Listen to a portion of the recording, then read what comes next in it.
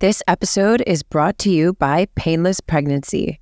In case you missed it, I worked with Painless Pregnancy very soon after the birth of my third baby, and honestly, I wish I had found them earlier in my childbearing journey. I am so excited to tell you all about Painless Pregnancy and how, no matter where you are in your motherhood journey, the Painless Pregnancy team can guide you through happy and healthy pregnancies, postpartum healing, and beyond. Stay tuned for our promo code so you can get 10% off of your first visit with Painless Pregnancy. Welcome to the No Podcast with me, Nikki Spo. What is up, like beams? Pew, pew, pew. That is the sound I imagine when I address you all like that, like out of this world babes. I love you guys. Welcome to the Know, where it is not about knowing everything, but about coming to know ourselves. I'm your hostess, Nikki Spo, and I am so glad you're here. Together, we are coming home to ourselves and coming to have a deep sense of inner knowing. And honestly, that is what life is all about. Feeling at home within ourselves, safe, not alone. I'm really thrilled to host today's guest because she's a woman that I really truly look up to and admire. She's a woman who has been through some shit and has made lemonade out of the lemons that are come into her life. But before I introduce her, I want to take a moment to ask you to hit that subscribe button so that you never miss an episode. And if you are feeling called to, please leave me a 5-star rating and a review. Right, so today we are hearing from Monica Del Valle. If you are local, then you know her for her powerhouse yoga studio, The Break Free Movement. Monica has been practicing yoga for over 20 years and began teaching almost 4 years ago. Before that, Monica worked as a health coach, and it was her passion for wellness that moved her to create the concept for her new studio, which offers fitness classes in a boutique setting. But there's so much more to Monica than what you see on her IG or even by taking her classes. And true to the No style, today we are getting a glimpse into the real essence and the real story behind Monica Del Valle and what helps her help people. Let's get started. Monica, welcome. I'm so happy that we have created the time and the space to chat today, because before I even started taking classes at your studio, I always sort of admired you from afar for your resilience, your strength, and your ability to be vulnerable with your audience. And even if that was just like your local community. And I distinctly remember when you popped on my radar, which was with your lemonade messaging and your business concepts. But before we get into all of that, I would like for you to tell our audience what you're up to now, and then we can kind of backtrack and take a look at how you got here. I'm so happy that I can be on the podcast with you. I'm a huge fan of yours. I love your podcast. I love you as a person, as a friend. So I am honored to be here. I'm so grateful that I can share a little bit more about myself, about the studio, about my past. So what are you doing now? Like, what is your title or job, or how do you identify as a person moving through this world now, today? Today, I would say I am a business owner. I own Break Free Movement in Coral Gables.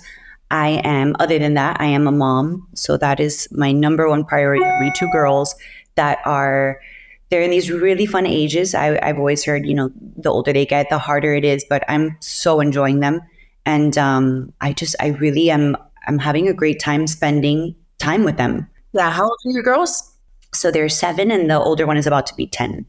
Oh my gosh, that's so exciting. As you know, I'm in the thick of it with 3 littles, right? My oldest is 5 and my youngest is 13 months old. And so it's a lot, and I can see this a little bit with my 2 older sons, where like they're starting to be able to like follow directions or finding their own sense of identity and their interests, where I'm like, oh, we can bond over these things and I can connect with them. And it's getting to be, like you said, a lot more fun. It's so fun. Finding that connection where I'll see a TikTok or something, I'll save it, and I can't wait to see them when they get out of school, because I'm like, wait till you see how funny this is. You're going to die laughing. I'm trying to savor these years. I hope I don't enter the evil preteen years or the teen years. Maybe I'm hoping we can have this cool relationship always, because it's been very fulfilling for me. Were you like an evil teenager?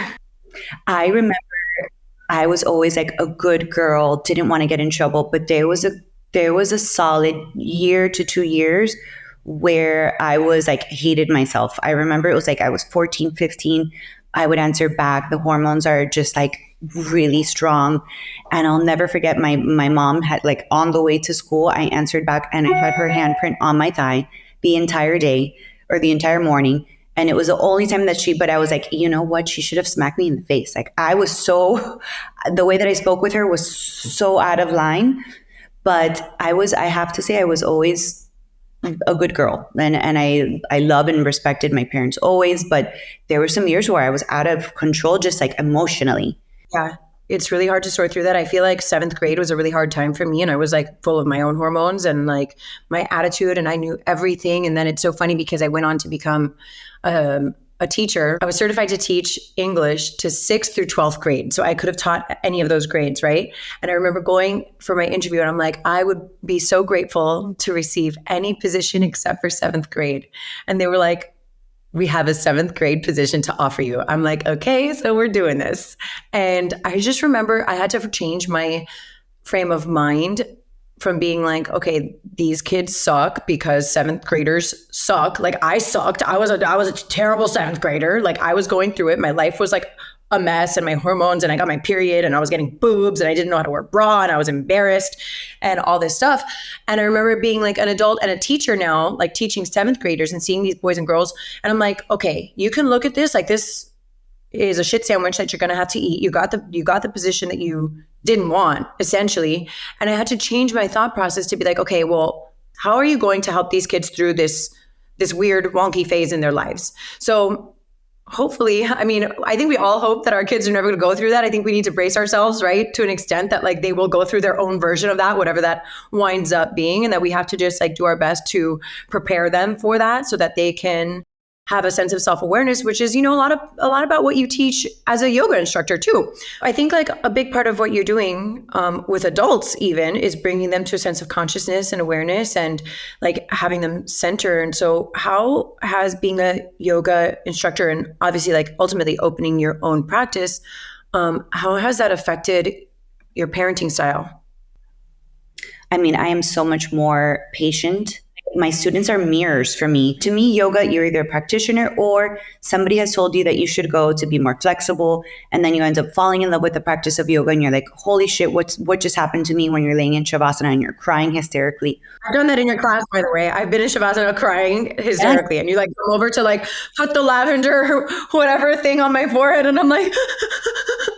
So, I mean, so many students I'll get great feedback after class saying that was amazing when it was one of the classes that I was like, it took everything I had in me to teach where I'm distracted. And, you know, sometimes we're moving around the mat. I'm like, oh my God, what side are we on?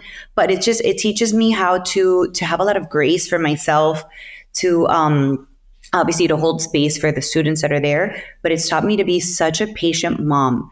And realizing that these grown-ass adults are dealing with things that are, it could be something small, it could be a real life-changing situation, but it makes me really think like, okay, this is like my girls, like they have issues that they're dealing with as well. And instead of being kind of like dismissive or we're in a rush or let's get from here to there, I find myself holding space for them too and really allowing them to share what they're feeling and acknowledging it, honoring it, and then trying to navigate it once they share, depending on what it is.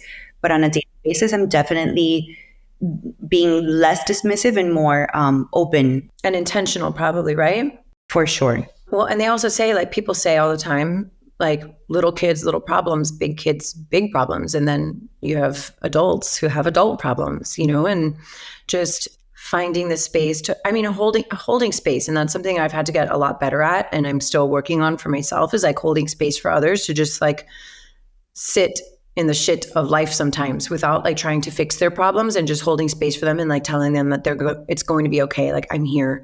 And I really wish for me personally that I had someone who was able to do that for me. Like when I was growing up, like, hey, this is hard, this sucks, and you're still going to be okay. And I think a lot of people really crave that in general in life. When I'm going through a hard time, like giving myself a hug and being like, dude, I got you. Like you're safe here. And I think that as parents, like we can empower our children to do something very similar. Absolutely.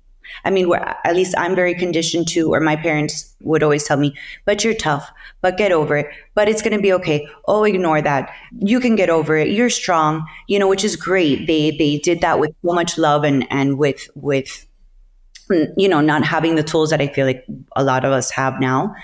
But holding space means also just that generous listening, which is so hard for us to do, because when there's someone sharing something, whatever it can be, if it triggers you, if it makes you feel uncomfortable, our first intent, our first reaction is to let's interrupt and let's say, oh, me too. Or I remember a time, because it's something that maybe they're saying that makes us feel uncomfortable, or it's hitting a nerve. And that generous thing, I think, is just so important. And I've definitely learned how to practice that. So I think that with social media and everything, people just like see that, right? I mean, obviously, like we put out a curated social media. Everybody does it, right? And you have a yoga studio. Great. Like you made it. People probably think like, oh, yay, Monica, you made it. You did the thing. Overnight success. But anybody who knows people and the way that people get to where they're going must have an inkling of the reality that there is a story behind every success story. You hear the term success story. Well, there's part of that story. It's not just the success. It's like, it's not just the destination. It's really, really the journey. Like what got you there? So what brought you to yoga personally? I was 20. I was studying. I was working. I remember I was just very stressed out at that time at home. I had, my brother was dealing with alcoholism addiction, and it was just very stressful. I remember you just feel out of control.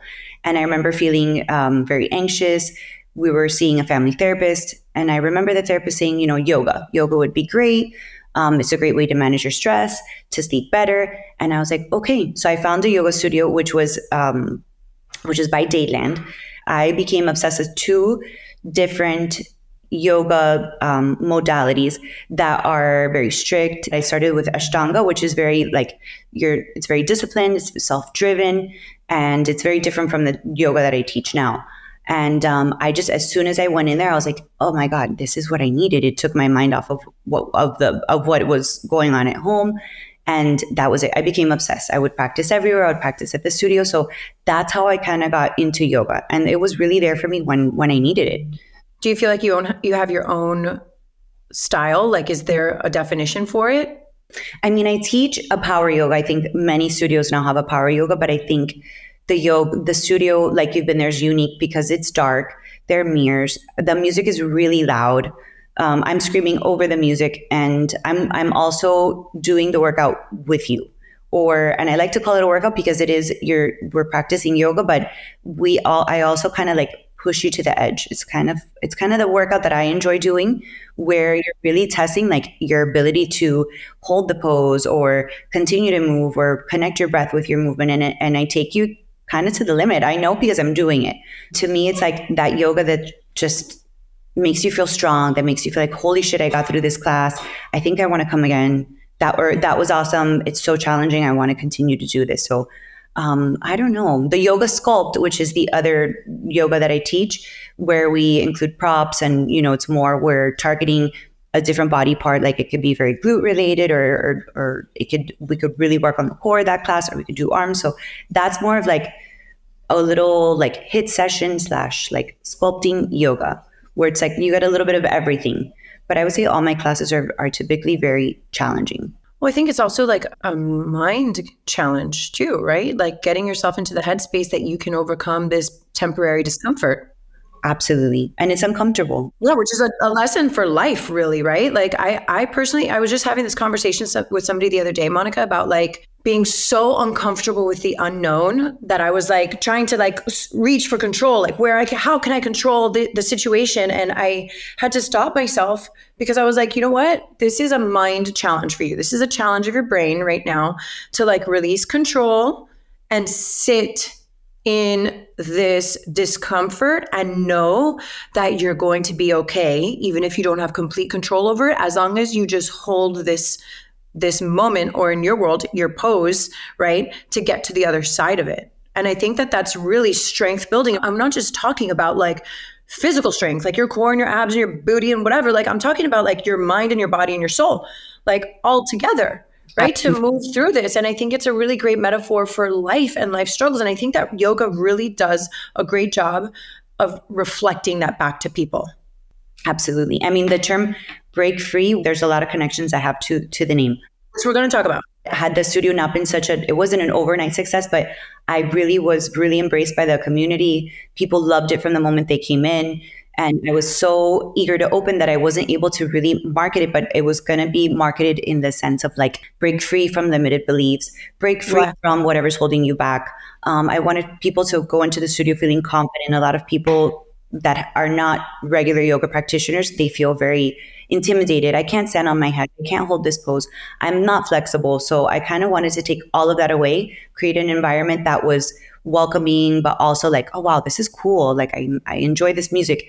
And then also really get into all of the things that created Break Free. Like by being mentally strong, by being physically strong, you're going to get over these limited beliefs. You're going to be able to overcome these obstacles in your life. You're going to break free from anything that's holding you back from living like an authentic life or a life that you feel good about. So there was so much that I wanted to do that I still haven't been able to do because we're up and running and busy. But that really was like my theme. So let's talk about some of those obstacles. And on the note of grief, how you moved through losing your mom, whom I know you were very close with, and you have discussed, openly on your platform to an extent. Yes. So that was, I love that you said a shit sandwich. I call it a caca sandwich.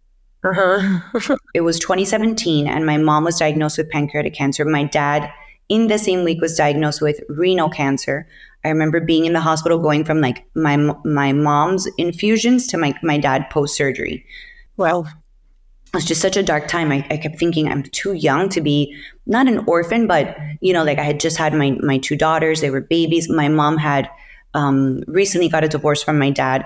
So she had moved in with me. She was living with me. She was kind of like my night nurse best friend. Like we were super close.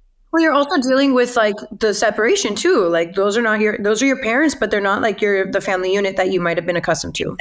Exactly. And it was a peaceful divorce, but it was, it was sad. It's sad to see something, and especially after so many years. Yeah. But it was very hard to lose my mom. And I think had I not seen her suffer and had I not seen that such a gruesome part of what her cancer, the way that it played out, I would have had probably a much harder time with letting her go. It was such a nasty cancer that I was like, you know what, it's her time. I'd rather her rest because she needs it. My dad is still alive. He's actually doing really well. He decided once he like made the 3-year mark post cancer, he decided I'm moving to Ocala. Bye. Like I want to live out the rest of my life, whatever's left, living my dream. So it's hard to visit him. It would be great to have a grandparent, here, have him close. It was a very difficult time. And there are times that you wake up and you're like, God, I need my mom. Like I don't know, that you're reaching age or you're just like, I don't need my mom. Like I got this, like I'm good. So that's hard. That's hard. But you just, you can choose to feel sorry for yourself. You can choose to say, God, this is awful. You could choose to be angry, full of regret. But I definitely chose not to. I said, my mom would be so pissed at me if she saw me feeling sorry for myself, making or trying to win the sympathy of other people. She would just be like, that's awful. Like you were bigger than that. So I just remembered anytime I would feel sad, I would honor those feelings. I would feel what I was feeling, but I just would make a conscious decision to not feel, to not like, I don't know how to explain it. I would allow myself to feel what I was feeling, but I would choose to say, you know what, I want to honor her life in a way that brings me joy versus, thinking about the fact that she isn't here. And that was definitely a difficult time. I also have my brother who dealt with addiction. When my daughter was 2 months old, he had an accidental, or maybe it was an intentional overdose on, he also deals with mental illness. One of his medications, which put him into a coma. We weren't sure if he was going to come out of the coma. It was 6 months. Then we saw some signs of life. He was living in New York at the time. Thank God, had a great partner. And the New York care was amazing. I mean, it was really catered towards mental illness, towards any type of traumatic brain injury, rehab. So I feel like he got to the point where, okay, this is as good as he's going to get, especially after like a traumatic brain injury. But in 2020, his partner, I think it was just the stress of the pandemic, being in a small apartment together, was like, I can't do this anymore. And he brought him here to Miami. It was a challenge for me because I became his caregiver. My mom isn't here. My dad doesn't live here. But that's just the things that have built up my character and that have made me the person that I am. I can totally see that. I mean, I there's an Elizabeth Kubler-Ross quote, and I don't know it by memory, but I'll post it in the show notes for people. But it ultimately says that beautiful people they don't just appear out of nowhere. Like it's people who've gone through things that have really done that, and like the character building life experiences. And that's not to say, like, I like to make a point to remind people that it's all relative, right? Like your set of circumstances might be completely different from my set of circumstances. And one is not bigger or smaller or more painful or less painful for a given person. It's relative to your own life experiences, but these are all the things that make us capable and strong. And there's quotes out there that are like, you've survived every tough day that life has handed you, right? You're here, like I'm here, like, and I have to remind myself of that too. And to touch on something you said about your mom and living the life that you want and what she would want for you, I've talked very openly about my estranged relationship with my mom, and like we had a very, very tumultuous relationship most of my life, and I went through my own journey of making peace and forgiving her and allowing her to even forgive me, like in the afterlife. I don't know shit about the afterlife. I just believe in my soul that like she and I have peace now. And I've had to make some really tough decisions in my life, lately, like over the last 2 years, that I'm like, Doris, my mom's name is Doris. I'm like, Doris would be so fucking proud of me right now. I'm like, and there's a part of me that feels like I'm doing the work that Doris wanted to do on herself, and for whatever earthly reasons, she couldn't. And I choose to believe that like I am an extension of her at this point, and I'm healing.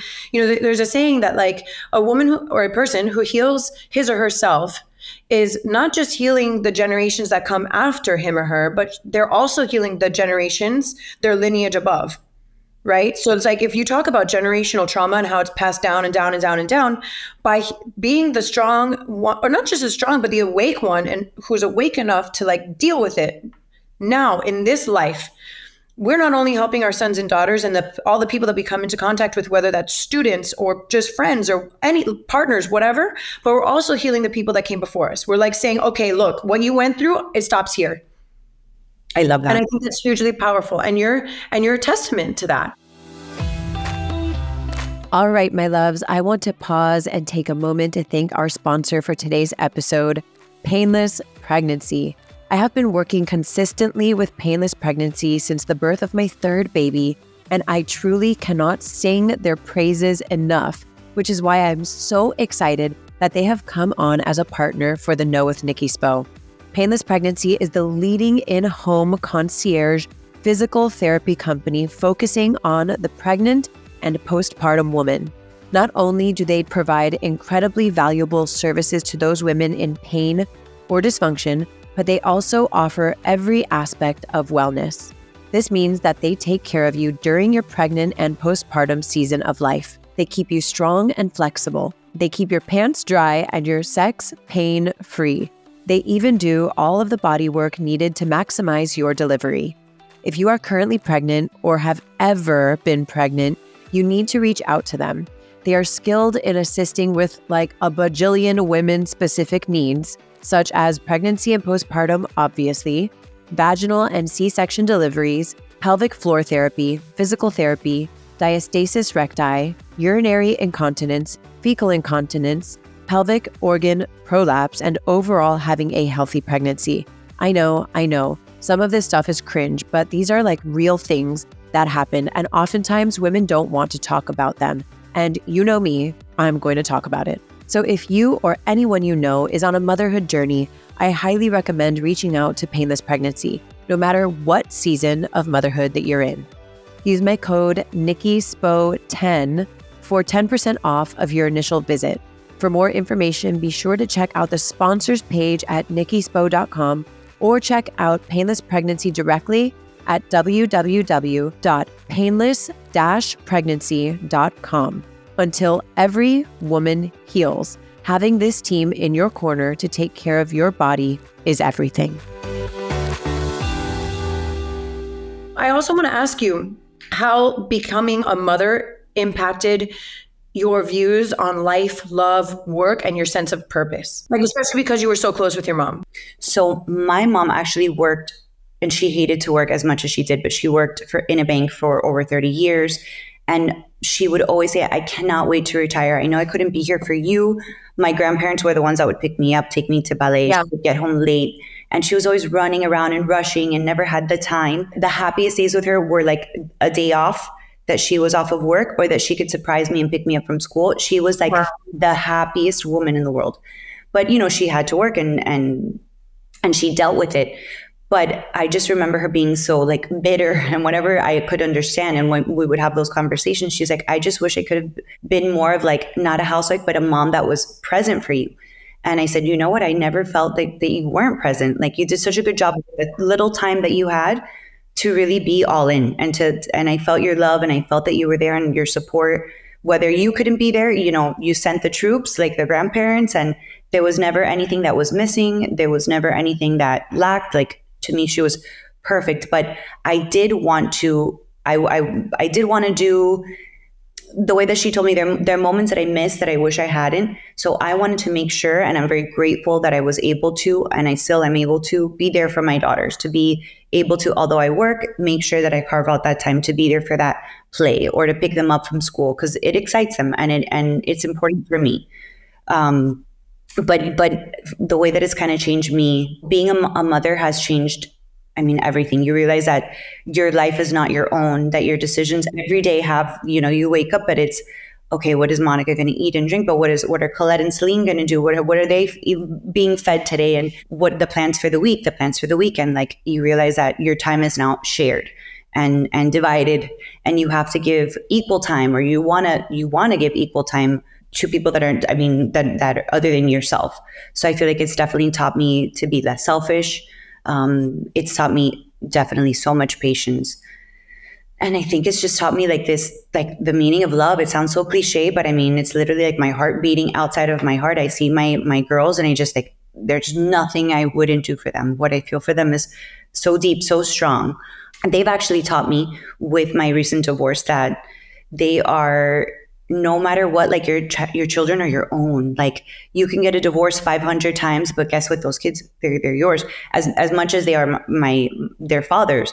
But like, they're mine. So it's like anyone else can come along, but those two little beings, like, they're mine, and we're connected forever. You're their mother. I'm their mom. So that's taught me definitely with relationships, even friendships. Like, that's a relationship that'll outlast any relationship, like, till the end of time. Yeah. So it's also like, I'm sure you've experienced this because you have more than one child, but it's hard to balance all of it. Like, working, having a business, like being a single mom, sharing your children. With me having 3, I'm like, I feel always, it's funny because you're talking about your mom and how she feels like she was scrambling all the time and doing this. And I'm like, somebody's never like, one person at a given time is not getting attention, right? I'm like, I am only one person. I ask my kids that all the time. I'm like, how many, when they start to like freak out in the house and they're like, like lose their shit.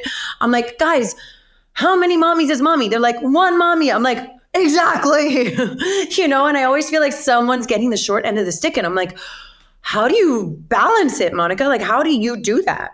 Because it's hard. It's so hard. And now that my girls are older, they will let me know, like, I need more of you. Like, you haven't been around, or I need more time with you. And then I'll just like, if I have a moment to like stop or meditate or pray, and like the thoughts come flooding in, I'm like, you know what? I think she's maybe acting out a little bit, or I've seen her a little bit off. Like, I need a day with her. Like, I'll play hooky. Like, I'll play hooky. She'll play hooky. We'll have a day. But I think it's like when I really sit and I'm able to think about it, or think about something other than my busy schedule, I'm able to say, okay, they need a little bit more from me. But it's hard. It's very hard to manage. I've definitely experienced that with my kids. It's like, when I noticed them acting out, my initial thing is like, they need more. They want my attention. They want more of me. They don't want a babysitter or a nanny who, by the way, I'm so blessed and lucky that I get to have such amazing caretakers in my kids' lives. Like, these people are a part of my family. I love them deeply. They're good to my family, my children. Ultimately, at the end of the day, nobody's mom and dad. as much as I'm grateful that I have those individuals in my life who I trust to be with and care for my children, when I notice I'm acting out, I'm like, okay, I need to step up my game a little bit here. I need to like create more space. However, whenever I just need to create that space and time to be fully present with them. And that's really, really hard. I think, especially as an entrepreneur, right? Because like you single mom, you're starting a business, you're trying to kick ass, and there's only so many hours in the day. I really do believe that a lot of mothers can relate to that. And it's important that we talk about it. Yes, and I think that the mom who has to have the 9 to 5 or works the long hours, and that doesn't have the ability or has a boss that she has to ask for the day off, or she has to ask for that time that she needs to miss work to go to school. I mean, that's a superhero. Like that is to me, wow. I'm very grateful that I have my business, and I sometimes I have to make the choice. Do I stop teaching? For example, there's a night class that I loved. It would get full, but for my girls, it was Monday night. I was finding myself being so stressed out if their dad couldn't help me because he's working, getting a nanny in an Uber to go get the girls, then to do the return Uber. And I was like, this is too much. And like, my girls don't deserve this. My nanny's getting stressed out. Like, those are the kind of decisions that I have to make that are in everyone's best interest. So those are the things that with time you say, okay, what are the things I need to sacrifice for them, or even for myself, for my own sanity, to not be stressed when I'm teaching or distracted, so I can be there for them, and just have like that smooth transition. But it's hard. Juggling it all is not easy. So, Monica, you've also shared with me some of your postpartum experiences. How important is postpartum care, and are you open to sharing your postpartum experience with our audience? Absolutely. So, postpartum, I think that it is something that you need to be. If you're not, I'm very self-aware of my body. If I have a pain, an ache, a tooth, I'm like, okay, I know what's happening in my body at all times.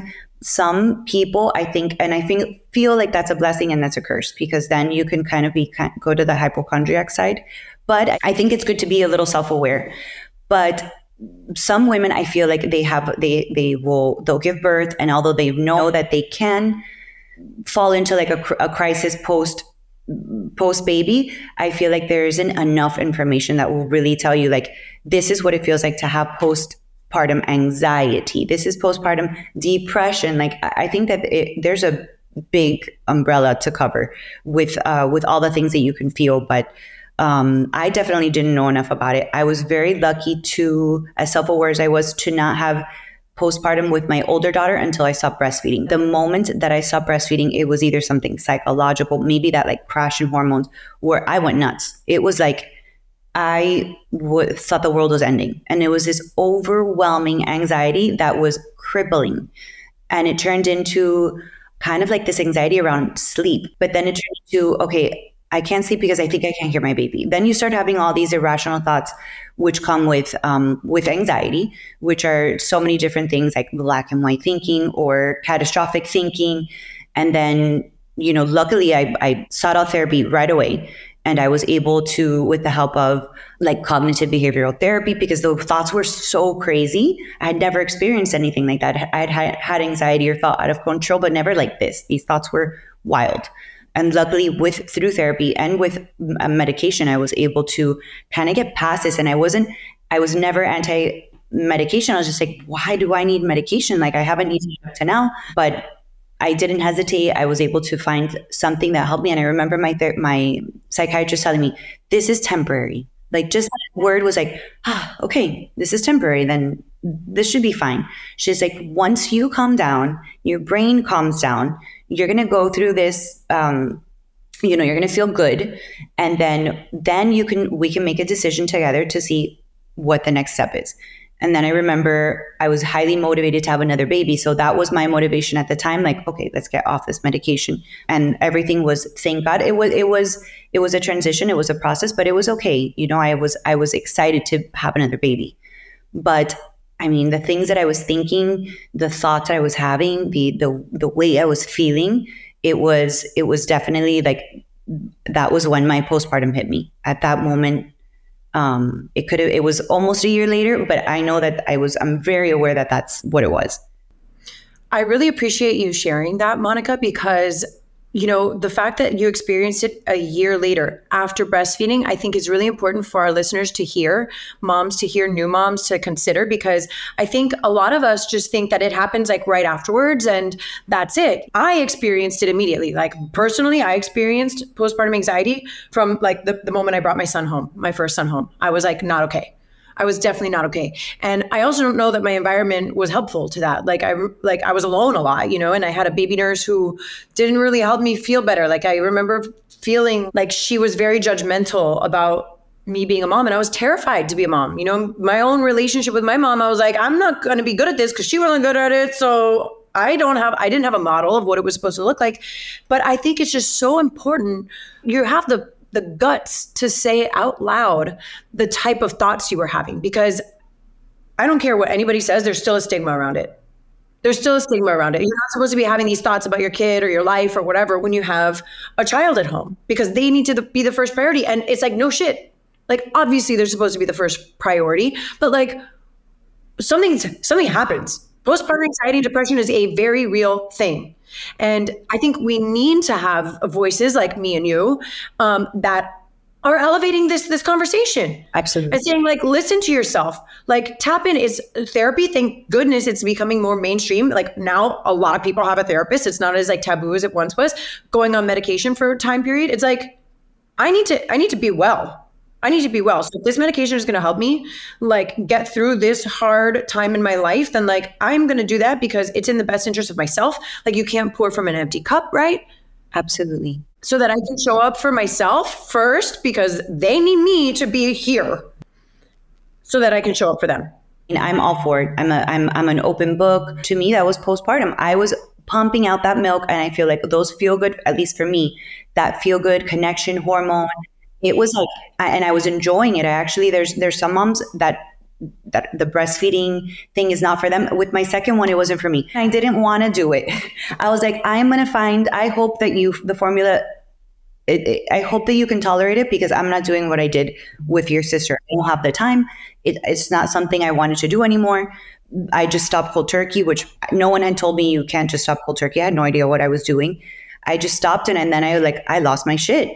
I just remember one night of no sleeping turned into a few, and I was pacing around, and it was like hit me like a train. And so that for me, that was without a doubt postpartum. And when it comes to medication, I mean, I'm a huge advocate. Having my brother have his mental illness, I feel like had he been medicated early on or diagnosed early on, maybe that would have helped him to not have self-medicated with drugs and alcohol. So I'm a huge advocate. I hesitated because I had never dealt with anything that I couldn't control myself. So it was that feeling of like being out of control, needing something else that's going to help me. It was like releasing that control. And then in the back of my head, I was like, I hope that I don't have the same mental illness my brother does. Like, I hope that this is something that I'm not going to suffer from. So all of those things I wasn't really excited at first to go on medication. But once I did, it was like a warm hug, this blanket, it was like, this is what I needed. And then I started to sleep again. Those crazy thoughts I was thinking, they went away. I was me. I was myself, and I was able to do everything I was doing. What about pelvic floor health and for women? Because nobody talks about this, and nobody talks about what happens to our vaginas and our pelvic floor when we give birth. And women are out there suffering with peeing when they jump and do exercise. They're having painful sex. I obviously have hosted events around this. I am a big advocate for painless pregnancy, and my OBGYN, Dr. Kamvangza, who treats women who have had pelvic floor issues. And I just think it's so important that we let women know that they're not alone in that. I will advocate with you. I'm a huge advocate for pelvic floor therapy, or realizing that it is not okay to pee after you've had this baby if you haven't had any type of treatment, if you haven't gone to see a specialist that can help you kind of navigate it. I actually had a horrible experience with my second daughter, had a full prolapse. I remember the day it happened. It was the first time I exercised. I don't know when. I mean, by prolapse, there's something coming out of your body that you're like, what is this? And my girl's father's a doctor. I remember him looking, and like his eyes were like this, and he's like, you need to see your doctor right away. So I just remember feeling this, like, you just give birth, you're starting to exercise, and then you're like, what's coming out of my body? What body part's coming out of my body? So Luckily, I was able to go through pelvic floor rehab, which really helped me. That pressure, the prolapse, it was able to resolve. But I had exercise-induced incontinence, which it was anytime I would do a jumping jack, any type I would do any type of like fast movements, I would pee. And it was like not like a little like sprinkle. It was like sometimes my whole bladder would empty. So that's awful. It's awful. Embarrassing, self-conscious, like you're like, what the hell? How is this happening? Like the lack of control again, that you're like, why my body's not supposed to be doing this. My body should not be doing this. I should be able to do a jumping jack without like emptying my bladder at the moment. I made sure I found the right leggings where you couldn't see the pee. I found underwear that would like hold, I don't know how many tablespoons of urine. I mean, I did it all. There was always a sweater on my waist. I even got to the point where I was taking something to help like neutralize my urine. I'm like, what if my pee smells and people can smell me? Luckily, I mean, after pelvic floor rehab, I needed to take it up another notch. I needed to have a procedure where they tied up my bladder back into place. It's called the Birch procedure. I'm so glad that changed my life. As soon as I had that, I also needed to have a hysterectomy because I feel like here there isn't enough awareness with like painful periods, any type of pain that you're having. I feel like you should check it out. You should be if you aren't self-aware, at least go to somebody that can help tell you, okay, let's do some testing. Let's look into that further, because I was full of endometriosis. I had no idea the heavy bleeding, all the things that I was doing to kind of put a Band-Aid on it. It wasn't until we found like during a scan that a cyst had ruptured that we found out, oh, you have like, that's an endometrioma. That's you probably have endometriosis everywhere. So because of that, luckily, I was able to do, a full hysterectomy. And then to me, the best part of the surgery was the Birch procedure, which gave me my life back. I can jump on a trampoline. I'm able to do so much. Yes. The pelvic floor rehab I had done in between was life-saving. That was like, it helped my prolapse. It helped, the quality of my life until I needed the intervention of surgery. Monica, first of all, I want to say thank you, because that's a really vulnerable thing to share. Like, not a lot of people want to like come clean about having experienced something like that. And it's in your sharing that you are able to help people. And so it's that vulnerability that like I love to bring to this show, that I know people are going to message us about this. It's like not even a question. Like people will message us because they'll be like, oh my gosh, I went through that. Oh my God, because we're not alone. Like you're not alone in that. Like, and I think this all the time. I'm like, if I feel this, I'm not the only person in the world feeling this, whatever it is. I didn't personally experience prolapse, but I am a huge advocate for pelvic floor therapy. I had a glute strain that I found out it was because it was a strain that I had from childbirth. You know what I mean? I had no idea, and so thank you. Like truly, thank you for being like so open and like just willing to share that very vulnerable part of your story with our audience, because that is what helps people get to the next stage, or like plant a seed, or be like, or like if they hear a friend who mentions something, maybe it's not even person. It's the trickle down effect. You know what I mean? Absolutely. Hearing the podcast and hearing us talk about prolapse, or thinking, maybe things aren't right down there, or I shouldn't be peeing like this every time I exercise, because I just thought to myself, I'm too young. Okay, maybe eventually this will be normal, and hopefully not. But like for now, I want to do something about it to help. It's a quality of life, but being vulnerable, I feel like it's in my essence, but it's also something like I'm an authentic person. I feel like that's been part of my healing journey, is to be very transparent, very authentic, I'm very open to help others always. Amen to that. So my last question for you is, when it comes to being a co-parent and a businesswoman, what advice do you have for other women who might be in a similar scenario, or who might be like wanting to pursue a business opportunity, but they're worried about taking that step? Oh my gosh. Somebody had mentioned to me, you should write a book on divorce. I'm like, no, no. But I was married to somebody, to me, the most amazing man on the universe, on the planet. I was with him since I was 24. I'm 40 now. So I grew up with him. And the only thing I would think, or I would remember during this process, is like at one point we were madly in love. We planned a life together. Although we're exiting this marriage, we're making the decision to not be together anymore. Like, he is not my enemy. He's the father of my daughters. At some point, we had all these dreams and plans together. Like, this is not my enemy. This is somebody who I've grown up with, who we've created endless memories with, and like that I deeply respect, admire, and love. Like, so this is not going to be a nasty divorce. Like, over my dead body, like, I'm not going out like that. We're going to have to deal with each other every day. These are the things I would think of. Whatever tension we have, and let's say it's our sharing the weekend that he's taking the girls. My girls are gonna walk through the door and they're gonna pick up on that energy. They're on that, like, I hate your mother energy because she just sent me this nasty email, or the attorney said this, and so I'm now sending my girls into that environment. Or vice versa. Like, just the divorces can really consume you while you're going through them. They can be lengthy. There's a lot of back and forth.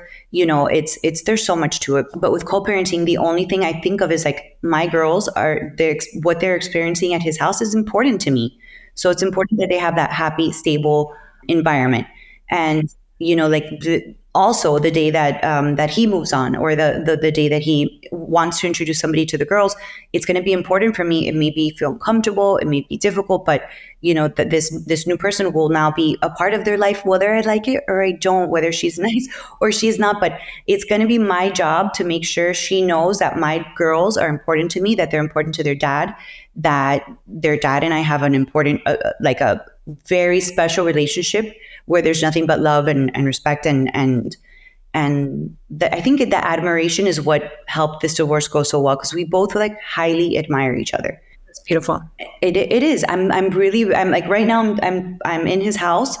I'm doing the podcast at his house because my house is very dark and the internet sucks. So I'm like, I'm going to go to your house.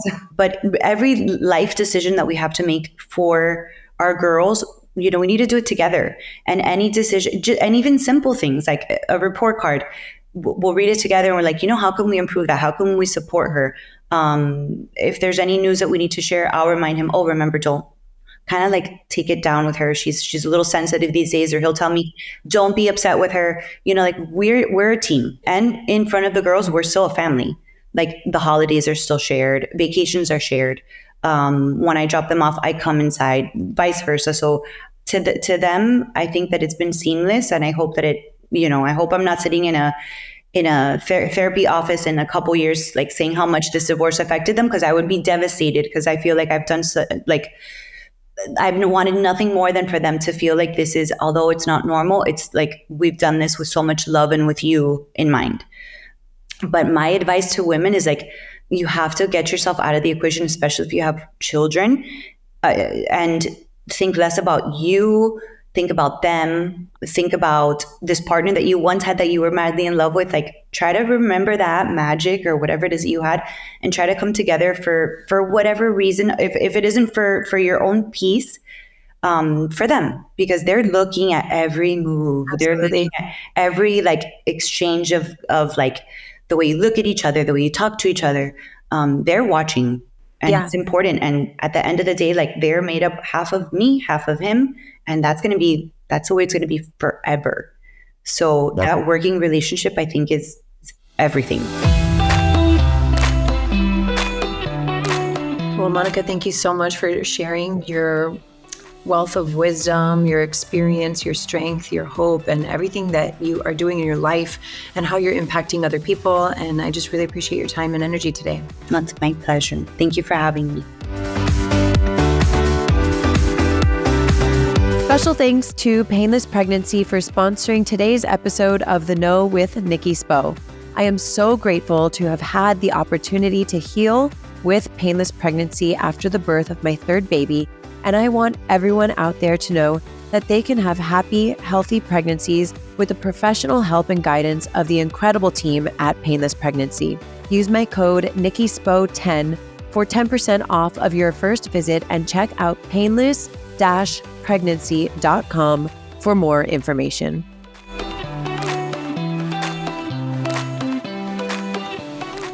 Thank you so much for listening to The Know. If you loved this episode, go ahead and share it with a friend. Words are so powerful, and someone may need to hear what we covered today. And if you really loved this episode, please take a moment to rate the show and leave a review. Your comments are so important and valued, and they give other listeners insight on what to expect on The Know.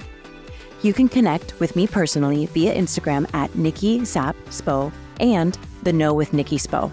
My hope for you today is that you are fearless in looking inward so that you can be your highest, most authentic self and go after the life of your dreams.